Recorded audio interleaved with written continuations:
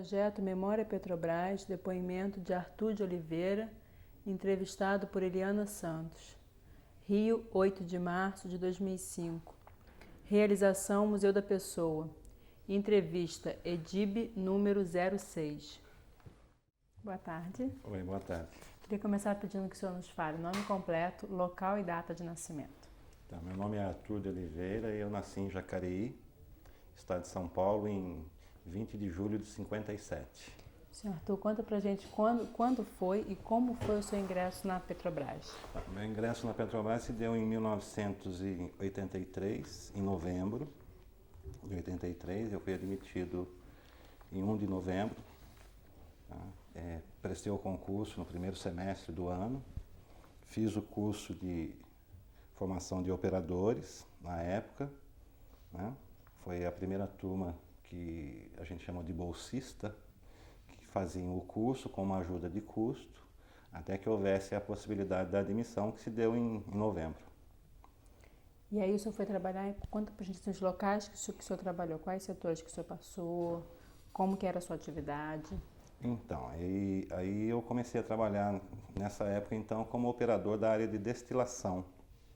O setor da refinaria chamava-se CEDIL, né, que era a sigla usada então para o setor de destilação. Era subordinada à divisão de operação, a antiga DIOP. Né? Então comecei como operador. Né? Isso com a refinaria, desculpa?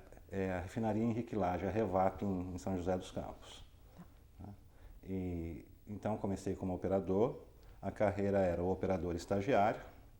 Você permanecia nessa função com esse nome de operador estagiário por 1 ano. E depois a carreira é operador 1, era, né? Operador 1, operador 2 e operador 3. Que hoje o operador 3 equivale ao supervisor. Né? Depois da função operador 3 vem a técnico de operação. Tá? Então minha trajetória foi mais ou menos assim.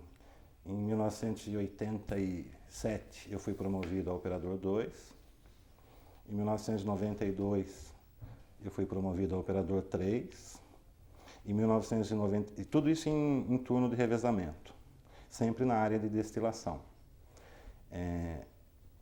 Em 1992 a gente sofreu na refinaria, nós fizemos na refinaria lá em São José uma reorganização, né, baseada no DO, Desenvolvimento Organizacional.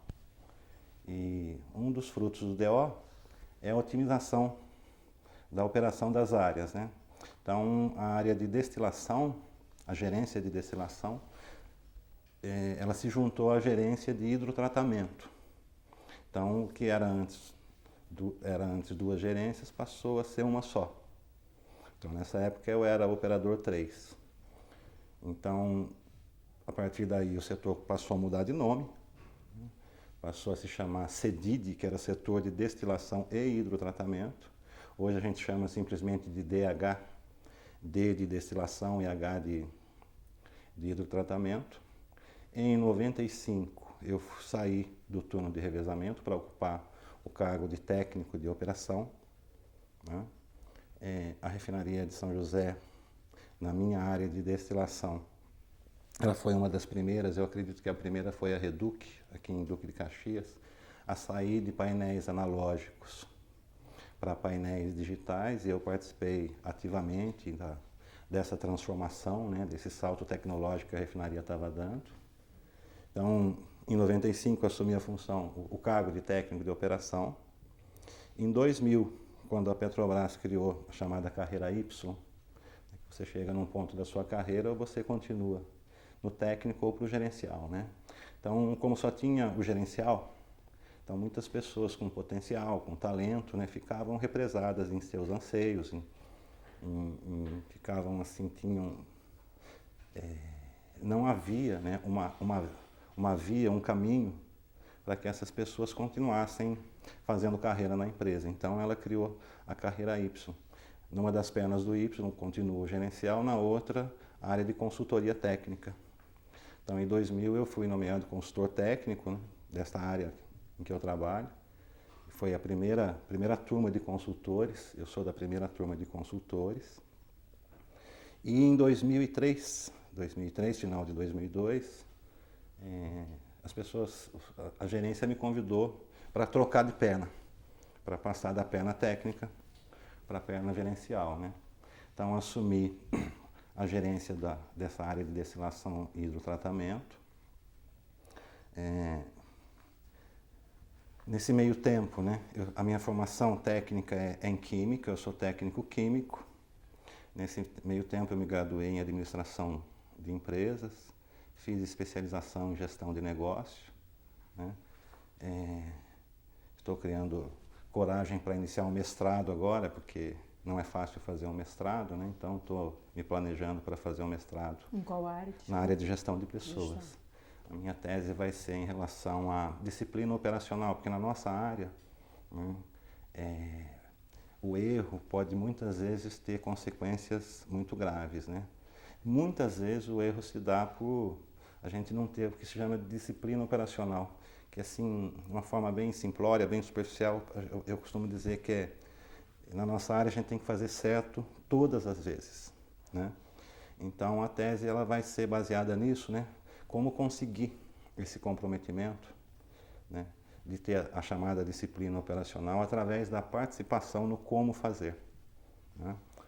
E então é isso. Esse ano que passou, de 2004, eu assumi a gerência de transferência e estocagem, né, de forma, já faz parte do que a gente chama de grupo 1 da refinaria, a cúpula da refinaria, né, ocupando temporariamente essa vaga, e agora estou de volta na função de destilação e de tratamento. Deixa eu perguntar uma coisa para o senhor.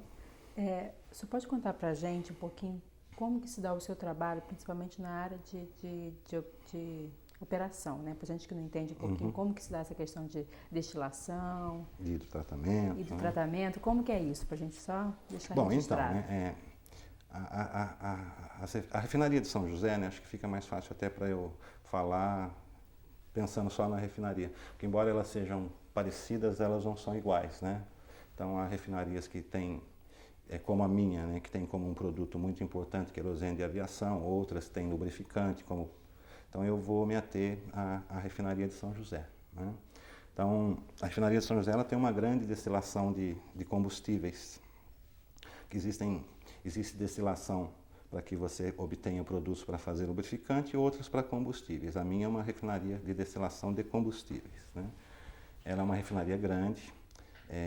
Ela processa 250 mil barris de petróleo por dia, né? Um número bastante significativo.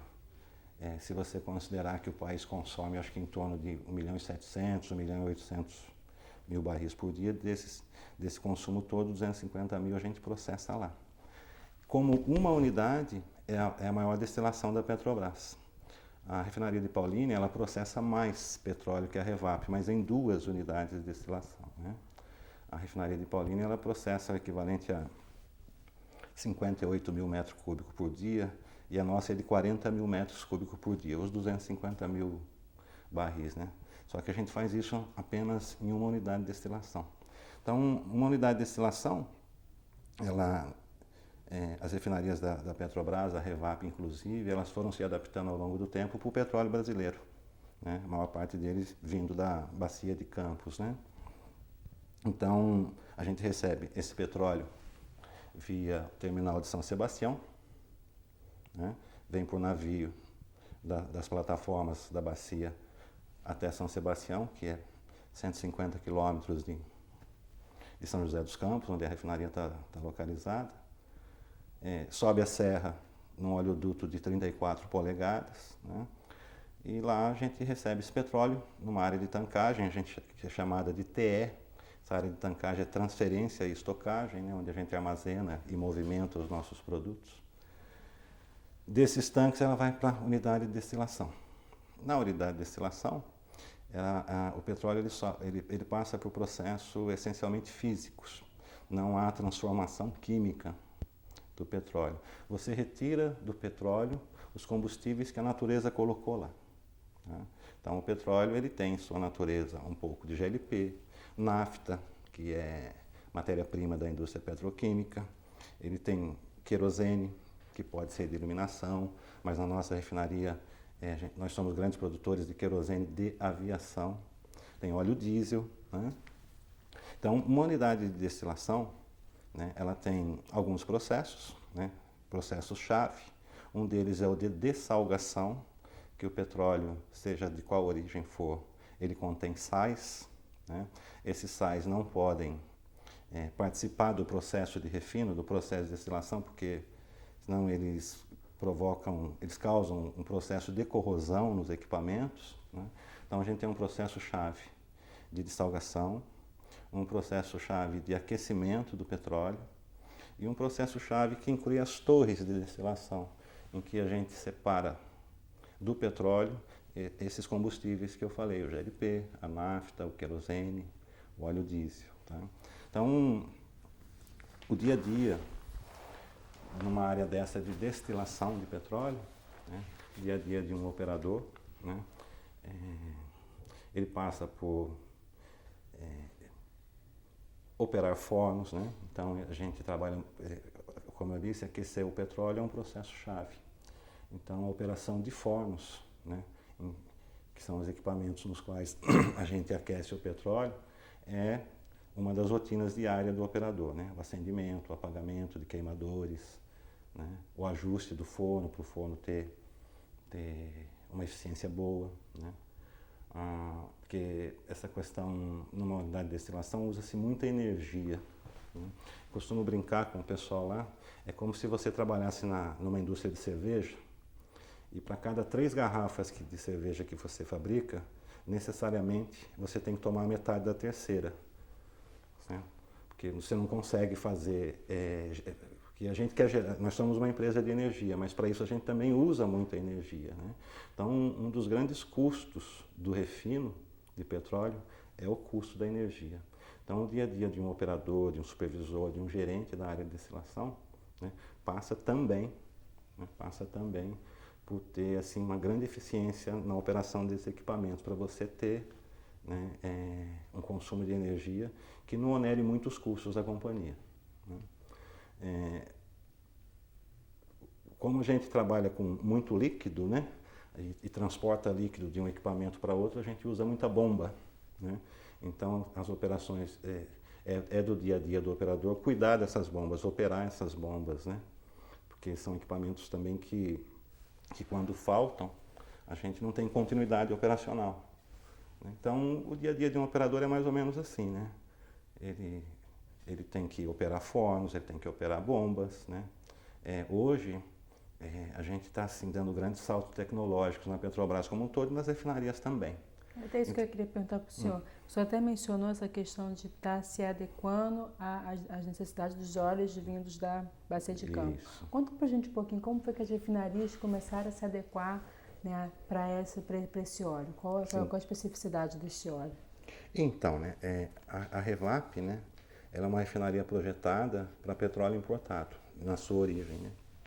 É um projeto da década de 70, ela entrou em operação em 1980. Aliás, ela faz 25 anos de operação agora, dia 24 de março. Dia 24 de março faz 25 anos que a gente iniciou, a gente não, que eu tenho 21 anos de empresa, né? E todo aquele projeto foi feito para petróleo importado, principalmente petróleo árabe leve, árabe pesado, os petróleos iraquianos, né? Chamado Kirkuk, Basra. Então, hoje a gente ouve muito falar em Kirkuk e Basra por causa de toda a crise daquela região, né? Mas o projeto da refinaria é para esse tipo de petróleo, que são petróleos que a natureza fez com que tivessem na composição deles grande quantidade de derivados nobres. Derivados nobres são querosene, óleo diesel, né? Que são mais claros, certo? Mais nobres, né? Mais caros, né? E são petróleos com teor de enxofre mais alto. Né? Daí a refinaria ter nascido com essa área de hidrotratamento também, né? Para remover enxofre de óleo diesel, enxofre de querosene, porque o petróleo importado tem bastante enxofre. Então nasceu assim. Né? Só que eles são o que a gente chama de petróleo mais leve. A Bacia de Campos possui um petróleo mais leve? Não, não. Então, o que ocorre, né? Quando a Petrobras começou a aumentar cada vez mais a produção de óleo aqui no Brasil, e com a descoberta da Bacia de Campos, né, de óleo na Bacia de Campos, o óleo era um óleo mais pesado. Em comparação ao óleo importado, né? Isso, em comparação àquele óleo para o qual a refinaria foi projetada. Né? Então, ele é um óleo mais pesado, ele tem menos enxofre, tá? Mas esse menos enxofre não dispensa essa unidade de hidrotratamento, né? Ela continua extremamente necessária, especialmente hoje, com as especificações de enxofre muito restritivas, né? A gente começou esse ano a produzir o que a gente chamava até um tempo atrás de diesel futuro. O futuro chegou, que é um diesel cujas especificações, entre elas de enxofre, é um diesel assim ecologicamente menos agressivo à natureza, né? Então, esse óleo, né, da Bacia de Campos, ele é um óleo então mais pesado, quer dizer que ele tem em sua composição menos óleo diesel, menos querosene e mais produtos escuros e pesados. Produtos que são usados como óleo combustível, como asfalto, né? E ele tem uma característica também bastante significativa, que é o que a gente chama de acidez naftênica. O que é isso? O que é acidez naftênica, né? Então, o óleo da Bacia de Campos, ele possui em sua composição compostos químicos orgânicos, né, chamados ácidos naftênicos. Tá? São compostos que, quando estão no processo, né, eles levam a uma corrosão bastante grande de equipamento, tubulação. É lógico, se o equipamento e a tubulação não estiver adaptado para suportar a presença desses ácidos, né? Então, na década de 80, a refinaria, né, o projeto dela é para 30 mil metros cúbicos por dia, o projeto original, né? E para petróleo importado, leve e sem acidez naftênica, né? Então, como o melhor óleo para nós brasileiros, o melhor petróleo do mundo é o petróleo brasileiro, né? Porque é produzido aqui, ele custa reais, né? Ele não custa dólar, ele está aqui, né? Era de grande importância, né? Não só para a Petrobras, mas também para o país todo, para a economia do país, que nós processássemos esse óleo.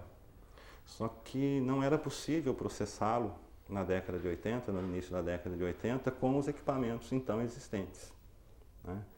Com os metais, né?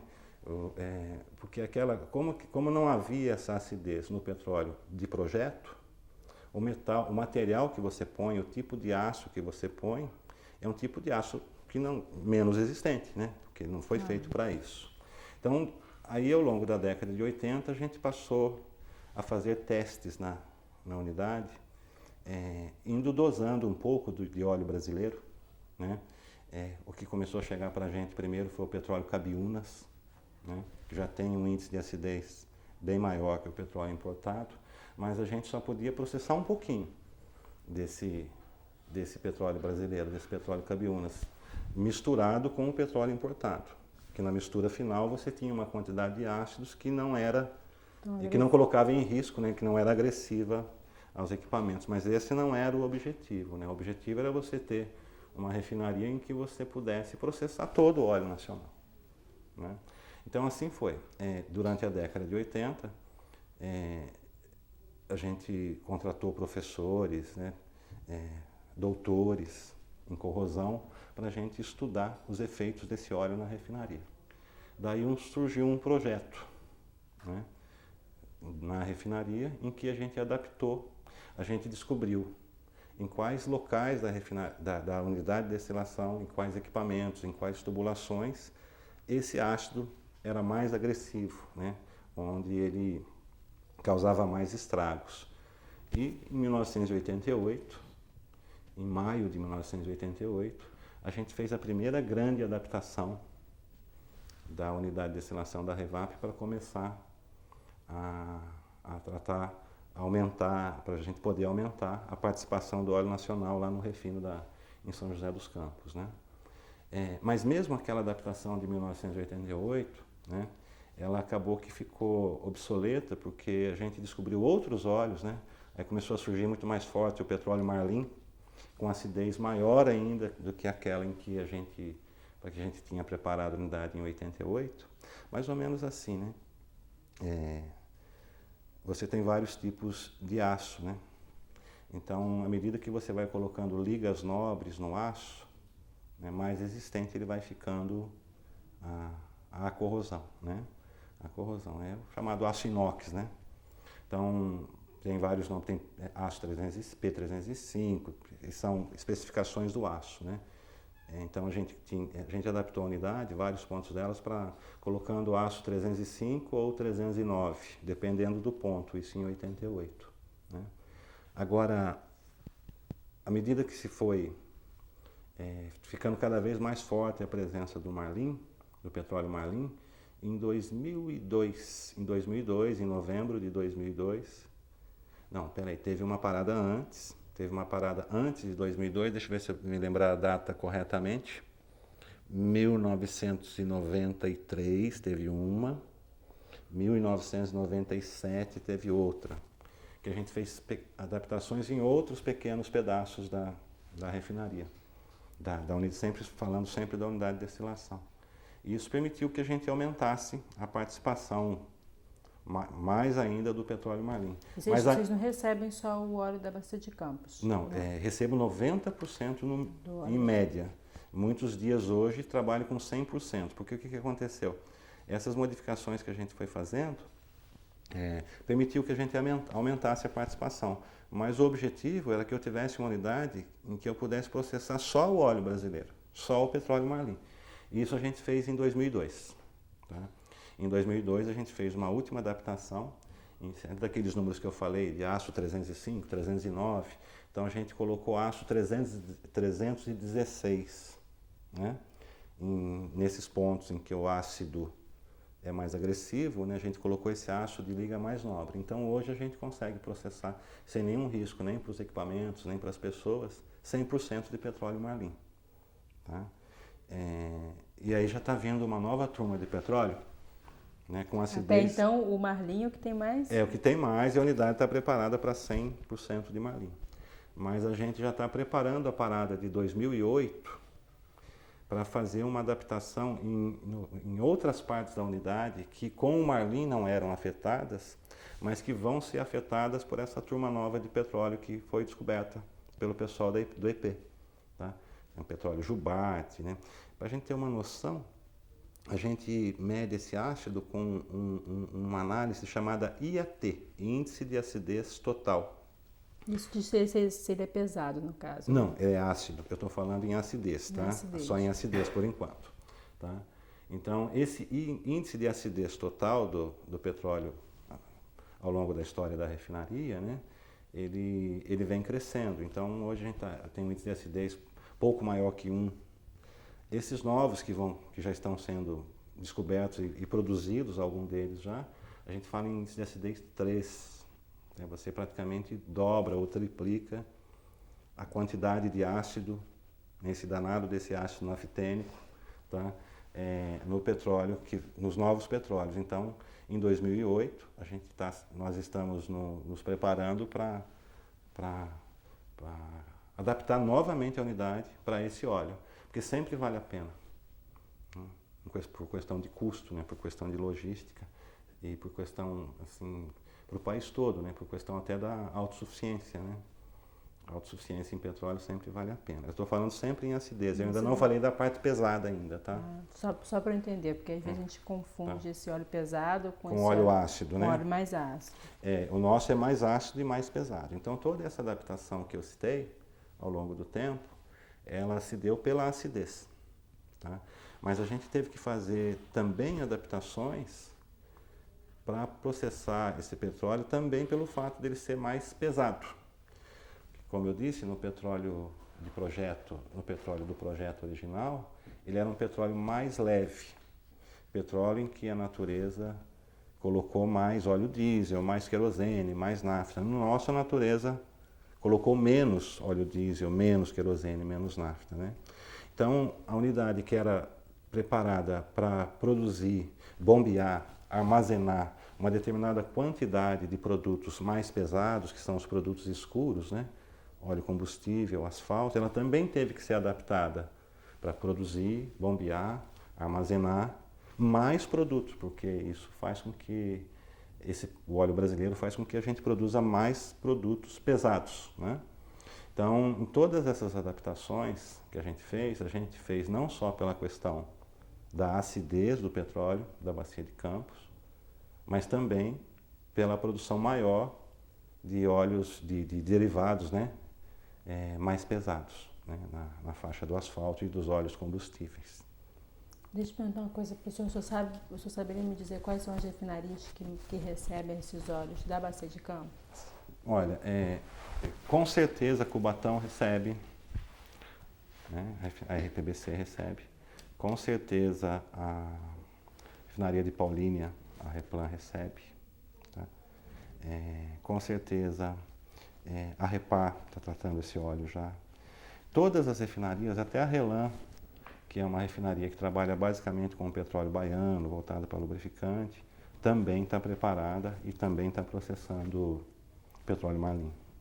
E o que o senhor destaca, assim, o senhor apontou para mim alguns avanços tecnológicos, mas o que o senhor destacaria que foi necessário para estar adaptando, né, essas refinarias para esse óleo brasileiro, para esse óleo da Bacia de Campos?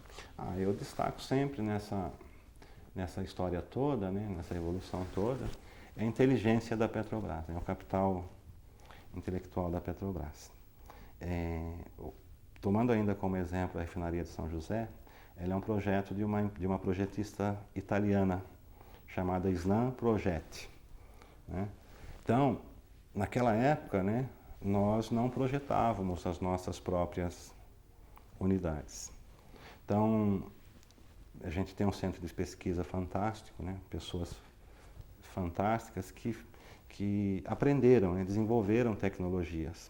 Por exemplo, né, além dessa adaptação de material na unidade de destilação, material por causa do ácido, além da adaptação para melhorar bombeio, armazenamento de produtos mais pesados, a gente começa a ter problema, né? Porque se você simplesmente faz essa adaptação para produzir mais produto pesado, o mercado não quer mais produto pesado, o mercado também quer, principalmente no Brasil, quer mais diesel, né? E na minha região de São José, o mercado quer muito querosene de aviação, porque a gente abastece o aeroporto de Cumbica, que é o maior aeroporto da América Latina, né? Então, a gente não podia se conformar, né, em só produzir mais, porque eu estou processando um óleo mais pesado, eu não tenho outra alternativa a não ser produzir uma quantidade maior de produtos mais pesados, né? Então, a gente lá na refinaria construiu uma unidade chamada desasfaltação, né? Uma unidade de desasfaltação a solvente, que é uma unidade que pega esse óleo mais pesado que foi produzido lá na unidade de destilação e que seria todo ele só óleo pesado para ser queimado como óleo combustível ou usado como asfalto, e tira desse óleo pesado, certo? Metade dele ainda como um óleo mais leve que passa por um outro processo e se transforma em gasolina, em GLP, né? Então, o que eu destaco nessa evolução toda, né, aquela coisa da necessidade. Esse é o óleo que eu tenho, esse é o país que eu tenho, essa é a economia que eu tenho. Então, eu tenho que eu tenho que processar esse óleo, certo? O país precisa que eu processe esse óleo, mas o país não precisa que eu processe esse óleo da forma mais simples. O país precisa que eu processe esse óleo, certo? De modo, né, que a Petrobras tenha uma rentabilidade boa, de um modo que a Petrobras não fique só autossuficiente na importação de petróleo, mas também na importação de derivados, porque à medida em que eu troco o óleo mais leve por óleo mais pesado, começa a faltar óleo diesel, querosene, né, nafta, então o país tem que importar. Então nós na Petrobras somos muito capazes, né, de transformar todo boa parte desse óleo pesado em óleo leve de novo, Deixa eu perguntar uma coisa para o senhor. O óleo da Bacia de Campos, ele difere do resto do país ou não? Olha, O tipo de óleo de lá ele é diferente do que já foi encontrado em terra? sim, sim. O petróleo, né, basicamente, ele é carbono e hidrogênio. O resto é impureza, né? Então, o combustível é carbono e hidrogênio. Então, quando a gente fala petróleo naftênico, acidez naftênica, né, em química orgânica, a gente está falando em compostos químicos orgânicos formados por carbono e carbono que são em cadeias fechadas. Eles se ligam entre si, né, até formar um ciclo fechado de carbono. Então, esse é um petróleo, isso é uma coisa bastante simplória, bastante grosseira que eu estou falando, só para tentar ser um pouquinho mais claro, né? Um pouquinho mais didático, vamos dizer assim, né? Então, esse é o petróleo naftênico, né? Mas, por exemplo, o petróleo lá do Nordeste, o petróleo do Rio Grande do Norte, né? O petróleo baiano, mesmo o petróleo albacora, eles são o que a gente chama de parafínico, da parafina mesmo, da vela, né? Qual a diferença do naftênico e de um parafínico, né? O do naftênico, os carbonos se juntam, né? Formando uma cadeia fechada, né? Esse carbono se liga com esse, que se liga com esse e acaba se ligando com o primeiro. E o naftênico, eles são cadeias retas. O primeiro se liga com o segundo, com o terceiro, mas eles não... É sempre reto. Então, esses são chamados petróleos parafínicos. Tem acidez baixa, são bons para lubrificante. Tá? Então, difere, sim. Né? Eu poderia chamá-los de mais leve, não? Mais leves, são bastante mais leves. Né? Os parafínicos. Os parafínicos. Só que a natureza colocou muito mais petróleo naftênico aqui no nosso país, lá na bacia, do que petróleo parafínico em terra, né? Então a gente depende muito da bacia de Campos. A gente tem que adaptar as refinarias para esse naftênico mais pesado, mais ácido, por causa da quantidade existente, por causa das reservas, por causa da produção que a gente tem offshore, né? Porque em terra a gente tem um petróleo muito bom, mas a quantidade não é suficiente, né? O senhor tinha mencionado que para chegar a esse óleo da Bacia de Campos, ele passa por onde para chegar até a refinaria? Então, qual o caminho que ele... Navio, né, por petroleiros, ele vai até o terminal de São Sebastião, lá perto de São José dos Campos, lá no litoral norte, em São Paulo. Aquela região de Ubatuba, Caraguatatuba, São Sebastião, né?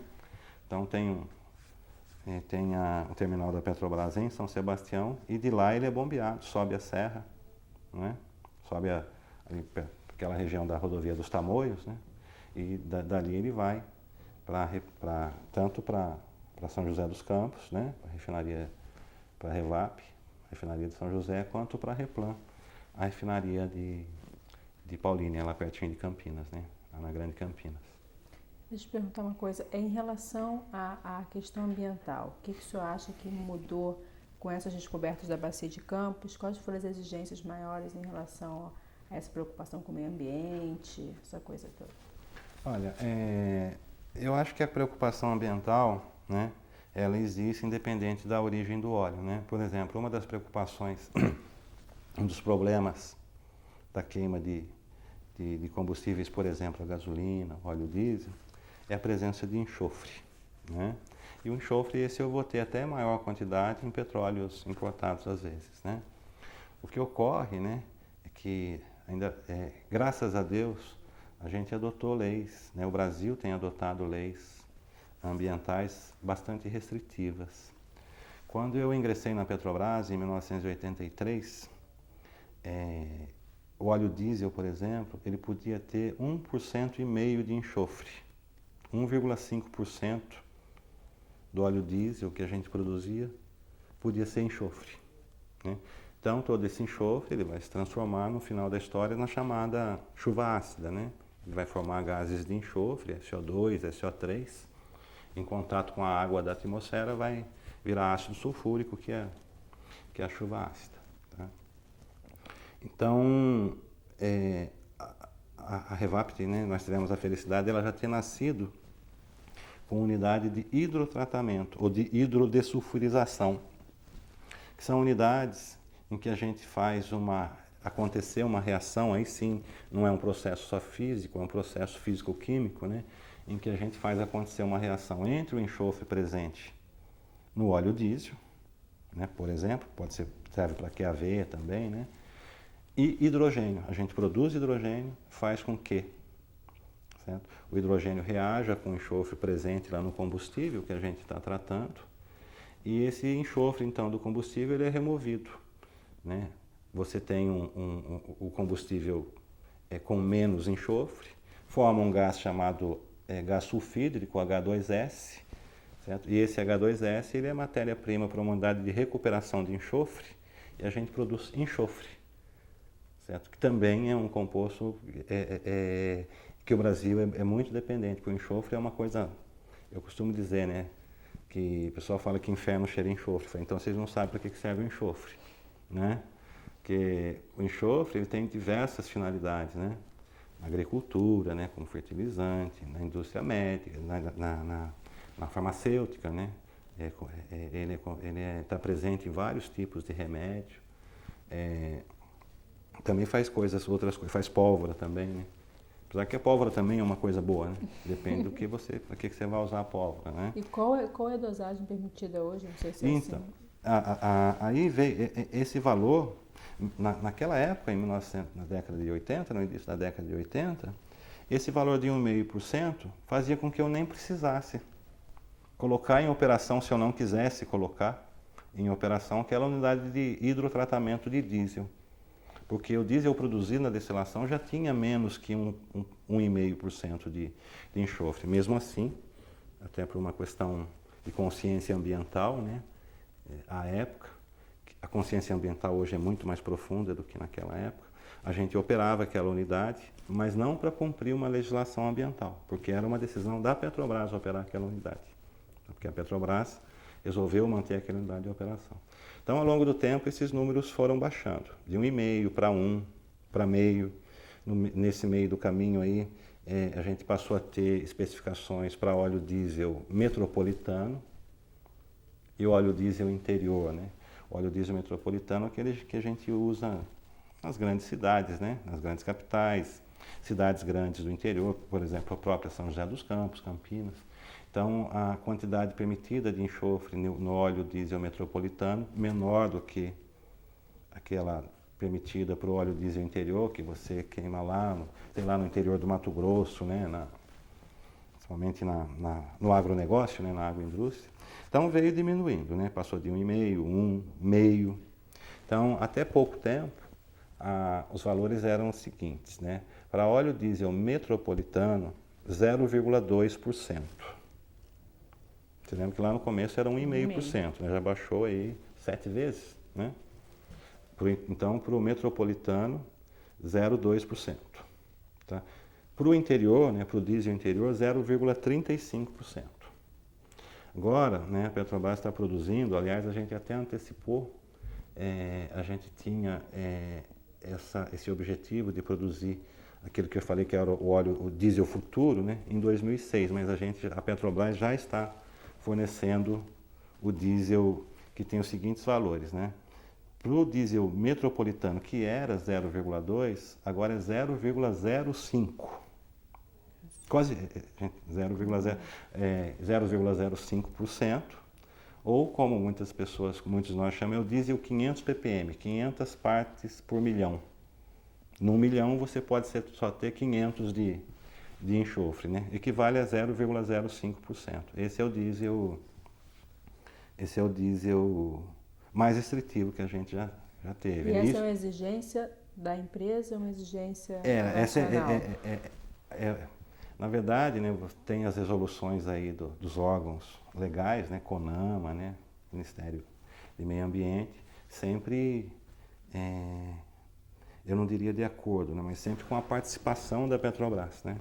Você não pode estabelecer uma lei ambiental para amanhã sem que a gente ainda tenha se preparado para isso, né, com a tecnologia necessária para isso, né?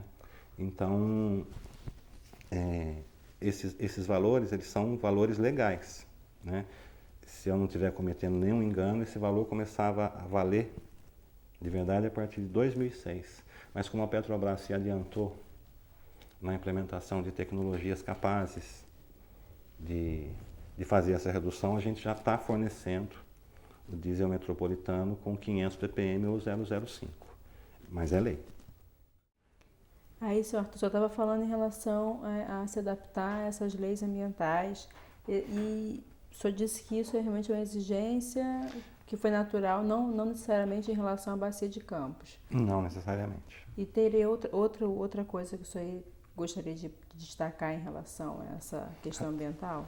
A questão ambiental teria sim, né? É uma coisa assim da qual eu me orgulho muito, né? Que é ter vivido, né? Essa história toda da Petrobras. A cultura da Petrobras reflete a do país, né? Então, como eu já disse em algum momento, a nossa consciência ambiental, ela não era tão profunda. Do país não era profunda, do mundo não era profunda, né? Mesmo hoje, aí, com o protocolo de Kyoto, que começou a valer há poucos dias aí, ainda há países, né? Ainda há potências aí que não concordam muito, né, em relação a os países, as potências ainda não concordam plenamente em várias questões ambientais, né? Então eu tenho orgulho assim de ter vivido, né, toda essa evolução dentro da Petrobras, né? E embora a Petrobras, ela como uma organização dentro de uma organização maior que é do país, né, ela reflete então a cultura do meio em que está, né? A Petrobras tem sido assim também uma formadora né? A Petrobras, ela é pioneira, né? Ela é pioneira. Então, assim, fico muito feliz, né? Porque eu trabalho com pessoas, né? Não só na refinaria, mas no SEMPES, né? Na sede da empresa, outras refinarias, no EP. Nós entendemos muito do que é poluição. Nós sabemos muito como evitar. Essa é uma cobrança, principalmente. Como evitar, né? Então, e aí o que eu tenho vivido, né? Isso passou a ser um valor cada vez mais forte para a gente, né? Assim, é uma questão assim de honra, é uma questão de coração, sabe?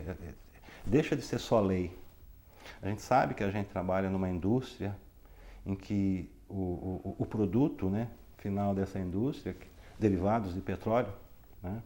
Embora hoje também uma outra coisa que a gente está vivendo, a Petrobras não é uma empresa que produz derivados, a Petrobras é uma empresa que produz energia, né? Uma das formas de energia que a gente entrega para a sociedade é na forma de combustíveis fósseis, né? Combustíveis fósseis que para gerar energia lá no carro, né, eles vão no carro, no caminhão, no trem, onde quer que ele esteja sendo usado, ele vai gerar, né, por mais perfeito que seja, por mais puro que ele seja, ele vai gerar CO2, né, que por si, né, se não houver controle, forma aí o chamado efeito estufa. Puxa vida, mas né, só Deus que tem controle sobre essa reação, né? Queimou, vira CO2, uma queima completa, perfeita. Mas do enxofre eu tenho, certo? Outros, nitrogênio, né, que também forma óxidos de nitrogênio, que vão aumentar muito o teor de ozônio, a camada de ozônio é boa, ela tem que existir, não pode ter buracos, né, aquela coisa assim, mas ozônio em excesso também vai fazer mal para o planeta. Então, muito nitrogênio, uma coisa que eu ainda não disse, o petróleo nafitênico lá da Bacia de Campos também é muito rico em nitrogênio, sabe? Então, o orgulho que eu tenho, né, é de saber assim que para nós, empregados da Petrobras, né, isso é uma coisa assim, muito mais que lei, muito mais que normas ou regulamentos, né? Isso veio, né, ao longo do tempo, entrando na nossa circulação sanguínea, né?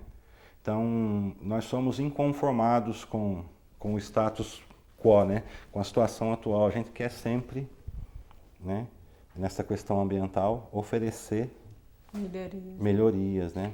Isso vale também para a questão de segurança, tá? Uma coisa que eu nem sei se é o foco, mas eu não posso deixar de dizer também, né? Embora ainda ocorram alguns acidentes na Petrobras, né? A gente vive assim um momento muito forte, né? Aquela coisa irreversível. Está no sangue, está na alma, que a gente tem que produzir energia, no meu caso, energia na forma de derivados, né? Sem que ninguém se machuque, certo? com teores de poluentes, certo? Que a natureza pode suportar, de uma forma que a gente deixe um planeta com saúde, no meu caso já praticamente para os meus netos, embora ainda não tenha, né? Bom, pelo menos eu não acredito que tenha, né? Mas que a gente deixe um planeta com mais saúde, né? Então, isso é uma coisa assim que eu gostaria de salientar, né? O comprometimento mesmo, né, do empregado da Petrobras com a sua inteligência, né, com a sua razão, mas especialmente com o coração, sabe, com muita paixão nessa questão de segurança e meio ambiente, tá? Certo, o senhor falou que está com 21 anos, né, de empresa. Teria alguma história engraçada, marcante que o senhor queira contar aí pra gente? Só que antes disso eu precisava contar, né, rapidinho, depois eu falei do tempo, né? Eu precisava contar que está ocorrendo em várias refinarias, né, e na nossa está ocorrendo agora, também é função do petróleo nacional. Você lembra que eu te disse que o petróleo nacional produz muito óleo pesado. Por exemplo, produz muito óleo combustível. Como é que se utiliza óleo combustível? Utiliza para queimar no navio, certo? Os navios transatlânticos aí, né? Para queimar em fornos e caldeiras de todas as indústrias.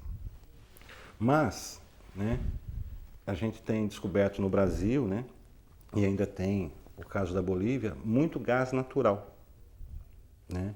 O gás natural, por natureza, ele é mais limpo, ambientalmente falando, que o óleo combustível. Então há um deslocamento, né, dessa matriz energética para você queimar menos óleo combustível e mais gás natural. Aí o que eu faço com todo esse óleo pesado, né, que o petróleo da Bacia de Campos naturalmente produz, né? Aí entra aquela coisa que eu falei da inteligência, do capital intelectual da Petrobras, né? Lá na Revap, né, a gente está com um investimento até 2010, 2010 parece muito tempo, mas são só mais 5 anos, né, de quase 800 milhões de dólares, tá? Quase 800 milhões de dólares em modernização da refinaria. São grandes obras, né? São grandes obras. A gente está falando aproximadamente aí em 2 bilhões de reais, né? E a maior parte disso está sendo investido em projetos ambientais. Então, em projetos ambientais. É a tecnologia que capacita a Petrobras a atender qualquer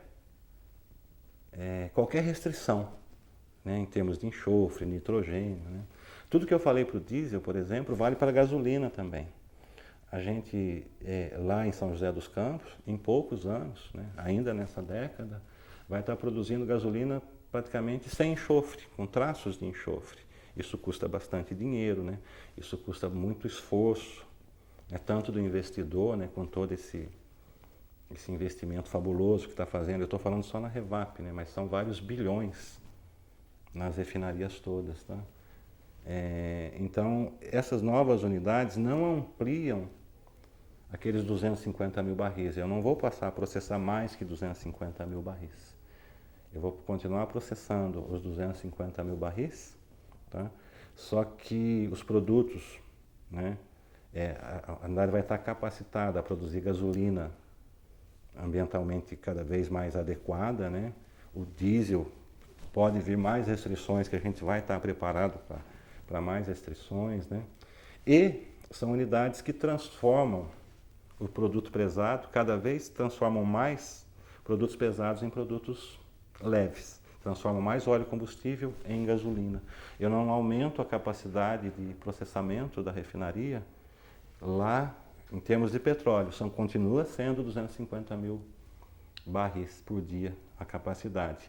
Mas a produção de gasolina, querosene e óleo diesel aumenta pela tecnologia, que é desenvolvida pela Petrobras. Né? Aí, isso praticamente, para essa década, a gente fecha o ciclo, né? Porque é tudo muito dinâmico. Né? Então, verdade. Agora, em relação à história engraçada, eu estava falando e pensando aqui, né? Tem algumas, né? Mas tem uma da qual eu gosto mais, mas... Lá na refinaria, os mais antigos do meu tempo me conhecem como Zé da Foice. Por que Zé da Porque Foice? Zé da Foice, né? Aconteceu o seguinte, né? Eu me casei em 1981, né? Em 14 de fevereiro de 81. Eu não trabalhava na Petrobras, eu entrei na Petrobras em 1983. Eu trabalhava na época numa empresa que trabalhava com anilina, né? Com corante industrial, que era uma empresa de um grupo francês chamado PCUK, né? O nome brasileiro da empresa era Fosfanil, Fosfatos e Anilinas, por causa da minha formação química, né? E depois ela passou a ser da ICI. Não sei se você se lembra, o carro da Williams, do Nelson Piquet, tinha lá o ICI lá, né? Em inglês, e ICI. Então eu trabalhava lá, em 1981. Então eu me casei em 14 de fevereiro, né? Tem uma história triste, né? Meu irmão morreu na hora do meu casamento, né? Eu tinha 23 anos na época, meu irmão morreu com 41, 20 minutos antes de nós irmos para a igreja, né? Então passou aqueles dias, sem lua de mel, né? Mas aí, falei, pera lá, né? Vou fazer lua de mel, porque se eu não fizer, alguém faz por mim, né? Então, a gente lá em São José é muito sacana, tá? A gente brinca muito, tá? Uma refinaria maravilhosa trabalhar por causa da informalidade, assim, do ambiente muito tranquilo, né? Então, aí, mais ou menos no mês de março, a gente ainda estava mexendo com a casa, né? Eu e minha mulher, né? Ajeitando móveis, uma pintura aqui. É antigo, não existia essas coisas de textura ainda, né? Um gessinho. E era perto da casa do meu pai, né? Era perto da casa do meu pai. E meu pai tinha comprado um terreno ali na região. E naquele dia, né? Aquela tarde, eu saí do trabalho, porque eu também fazia turno, né, na área, sempre trabalhei em área de produção, né? Eu saí do trabalho 2 horas da tarde, passei em casa, peguei a minha mulher, né, namorada, né, recém-casado de semanas. Eu tinha uma moto, né, uma CGzinha 125. Fomos na casa do meu pai, né, e aí a pé fomos lá para o terreno que meu pai tinha comprado. Então eu fiquei lá com meu pai, ajudando ele a limpar o terreno, né? Com a foice, né? Cada um com uma foice, sabe? Roçando lá um pouco o terreno, né? Fazendo uma limpeza lá para o mato que estava crescido. Aí terminamos, né? Amarrei a foice que eu estava usando na moto. Aí fui para a casa da sogra tomar café na casa da sogra. Porque é assim, né? Nas primeiras semanas você toma café na casa da sogra, depois, né? Depois às vezes a gente tem sorte e continua tomando cada vez mais, né? Que era o meu caso. Eu brinco muito com sogra, mas ela é uma excelente sogra. E aí, nós tomamos café, na saída passou um ônibus. E eu tenho um bom gosto, minha mulher é bonita, né? E alguém do ônibus mexeu com a minha mulher. Falou alguma coisa lá, certo? Moleque, né, 23 anos, eu não me conformei, mas o ônibus foi embora, né? O ônibus foi embora. E passou uns minutos, eu também fui embora. E cruzei com um ônibus lá numa esquina. O ônibus estava numa rua secundária, né, para entrar na avenida principal e não dava espaço para ele entrar. Eu cheguei, encostei com a moto do lado, eu olhei para o ônibus, todo o ônibus ele olhou para mim, né? E aí eu briguei com o ônibus inteiro, né? Aí estava com a foice, né? E eles começaram, né? Nós discutimos um pouco, né? Mas eu não usei a foice, eu só mostrei a foice, né? E aí passou, né? Aí, em 1982, eu saí do meu emprego, né? Fui fazer algumas coisas por conta própria e fiz o concurso da Petrobras. Fiz o curso de formação, aí fui admitido. Então, vou começar a trabalhar em turno. E estou lá, na calçada, o ônibus passava em frente, na rua do meu apartamento ou na calçada do apartamento. Chega o ônibus da Petrobras que eu nunca tinha usado, que era um ônibus de turno, né? Falei, gozado, eu conheço essa aviação aí, né? Eu me lembro até hoje, chama Transliquid. Falei, é um ônibus amarelo, sabe? Falei, eu conheço esse ônibus aí, né? Essa companhia, né? Aí quando peguei meu crachá, né? Dei sinal para o ônibus, que era a primeira vez que ia pegar, o motorista parou. Eu entrei, olhei para as pessoas e eu falei, eu conheço esses caras aqui. E eram os caras daquele dia, sabe? Eram os caras daquele dia. Então, à medida que eu fui andando no corredor do ônibus, todo mundo me olhando, aí um rapaz lá chamado Alvin, que depois veio a ser até meu compadre, eu batizei um dos filhos dele, olhou bem, virou pro ônibus e falou: é o cara da foice. É o cara da foice, né? Falei, e agora, meu Deus, né? O que eu faço aqui dentro desse ônibus, né? Sem a foice. Sem a foice. E sem a foice e sem os motivos de estar bravo daquele dia. Tranquilo, eu estava mais preocupado com o meu primeiro dia de trabalho, né? Aí nós conversamos, né? Conversamos, eles disseram, ó menino, né? Porque eu era, na época, o mais novo, né? Você não pode ficar nervoso desse jeito, né? Eu falei assim, você não pode fazer o quê para os outros na rua, né? Então, o engraçado da história, né, que eu nunca pensei que um dia eu ia entrar naquele ônibus, né? Naquele mesmo ônibus, né? E aí essa história ganhou fama na refinaria, né? E por muito tempo me chamaram de Zé da Foice, sabe? Zé da Foice. Então... Ficou. Não, agora pararam, né? Porque foram trocando as pessoas também, né? Então, daquele tempo não tem mais pouca gente, né?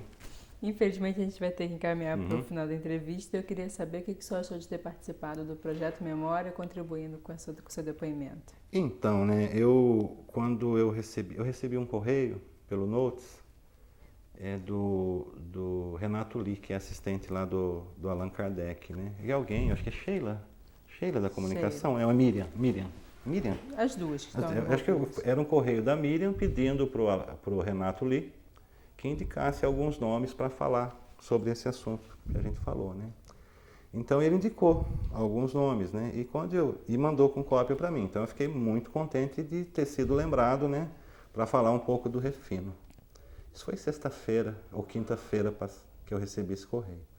Só que foi difícil para eu vir para cá, porque não sei se você estava ali na sala, eu recebi um telefonema do gerente de produção da Revap, ele está indo para Curitiba, né?